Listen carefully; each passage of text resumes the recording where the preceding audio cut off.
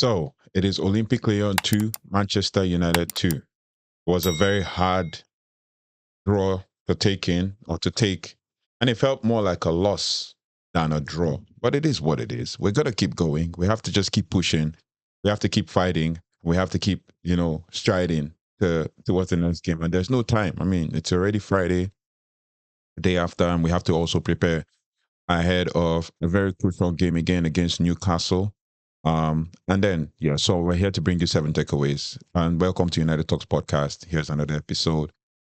Tonight, we'll just break away, the 7 takeaways from the frustrating yet dramatic 2-2 draw against Lyon in the first leg of the Europa League quarterfinals. So let's dive straight in. We're just going to be quick about this and bring out the positives and the negatives. Number one, obviously, that's the one that's on everybody's lips, and that is André Onana. So it's the Onana problem.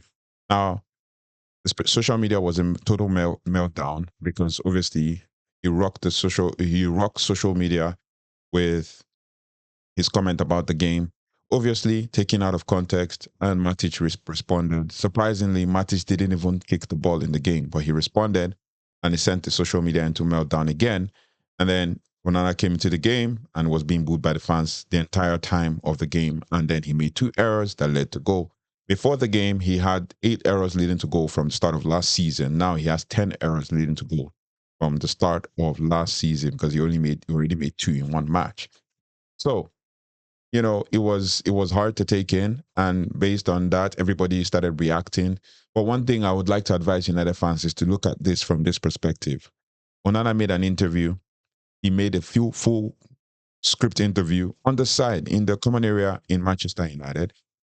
The journalist who asked Matic the question decided to report one part of the interview that struck him, and that is the part where he said, "We are better than them."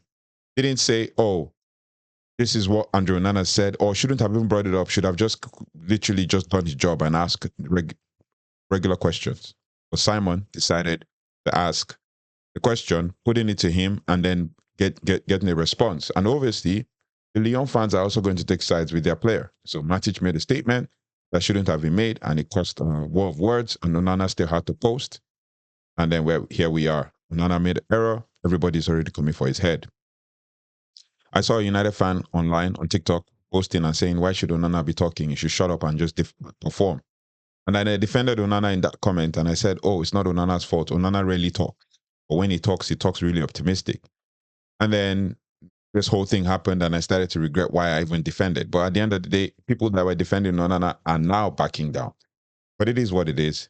Everybody is already getting really pissed about the whole Onana situation. But what I would just tell United fans is just be positive, because the truth is there's no need slapping the player now, only for us to now lose the whole season. We just have to give him confidence, and at the end of the season, we decide what we want to do. And if we want to start a campaign online to try to get him out of the club, that's fine. But you saying get him out of the club now is not good for the momentum of the team.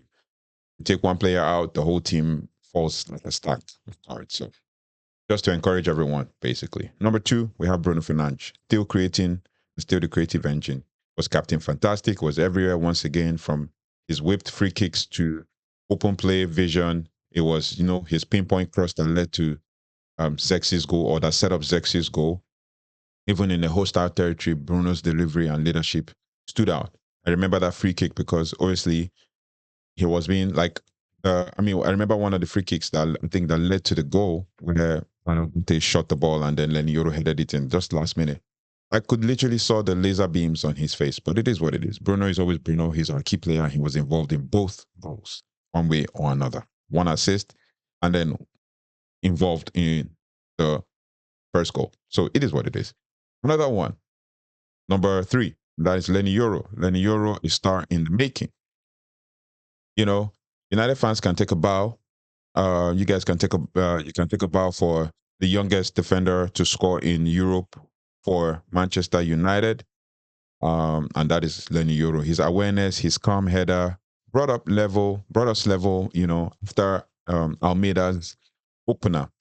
For an 18-year-old, this was just such a huge performance, on the big stage, basically. Lenioro has just been such a good player for us, such a revelation.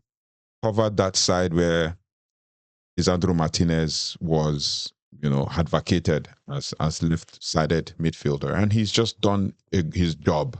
Literally, he's put on the right, he does the job. Put on the left, he does the job. And this back three of Maguire, Mazraoui, and Lenny Yoro seems to be working just as it worked with De Ligt also in that position of Maguire. So we just really want consistent performance from the entire team. But Lenny Yoro took a bow. It was a good player, good play, and everything.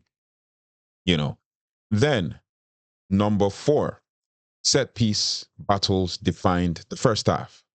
Where both teams, struck from set pieces, and you could feel the tension. United's goal came from a chaotic second phase, but Almeida's free kick, I don't know, a freakish bounce that caught Onana off guard. He should have been ready for that, but it is what it is. Where he stood, his positioning, and all that kind of, he should have been knowing the flight of the ball, be moving to the side. I mean, stepping to his left hand side and all that. Yeah, but these moments can make or break knockout ties. But the earlier we move on from this, the better. And then the next one is Garnacho's electric energy. Garnacho was an electric in the game, but he didn't score or assist. But Garnacho was a live wire on the left and also on the right. His pace, his pressing, cutbacks kept Lyon guessing. But then they could read his game because he's playing like a player who doesn't have confidence. His final ball let him down in key moments late on also, but he's also becoming one of the most dangerous outlets when we want to use pace. But on the other hand, his decision making has always been horrendous this past couple of games and past couple of months. That's why he's not getting assists or goals as much as he should. I mean, this is his 3rd season, I believe, and he should already be making giant strides for a 20-year-old, but it is what it is. There's still time to develop, and there's no need to bash him.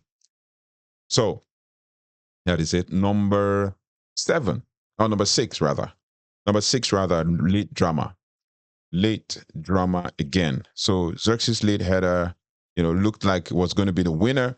Made his first huge moment in a United shed, but then just when we thought we had stolen it, Ryan Cherki's cheeky finish after Onana's parry brought us crashing back to earth. United need to stay switched on till the very last second, which is the key in this game. And then number 7, advantage. Deal, basically. It's 2-2, not ideal, but the away goals rule are no longer in application or no longer in this. But now it's all about finishing the job at Old Trafford. I mean, we've done it before. I mean, we just ask Real Sociedad. We did it before. But the key will be composure, ruthlessness, and never switching off. And Ruben Amorim said in his post-match press conference that we need to be smart about the second leg. We need to be smart about how we play in the second leg. But it is what it is. So now, despite the fact that André Onana made solid saves, especially from Tolisso, that's Corentin Tolisso, you can't ignore the 2 goals. I mean, the first one slipped past him awkwardly. The second came after his parry fell kindly to Cherki. A mixed night, but he will know he needs to sharpen up. And Ruben Amorim, speaking on that, was talking and saying that there's nothing he can do to tell Onana what to do. He will just move on to the next game. We'll move on to the next game. He will go, when we have training, he goes to Vital, they watch the video, review the footage, know what next to do, and figure it out. There's no need to kind of flog or beat a dead horse with Onana involved and all of that. Yeah, but United came back twice in Lyon, but we let it slip up, slip right at the death, right? And it's all to play for at the Theatre of Dreams, all to play for next Thursday. Can Amorim's man hold their nerve and match into the semis? That is possible. We just need to be smart, just like Amorim said. But drop your thoughts in the comment section. And don't forget to like, don't forget to share. It's free. Bro, it's free. Don't forget to like, share, subscribe, and turn on the notification bell so that you don't have to miss anything as it relates to Manchester United. Now, United Talks is here for every twist and turn this season. We still have something to play for this season, albeit not the Premier League, but we still have something to play for, and that's the Europa League and qualification into Champions League. So Let me know your thoughts and feelings in the comment section. And I'll see you in the next one. Take care. Goodbye. And God bless.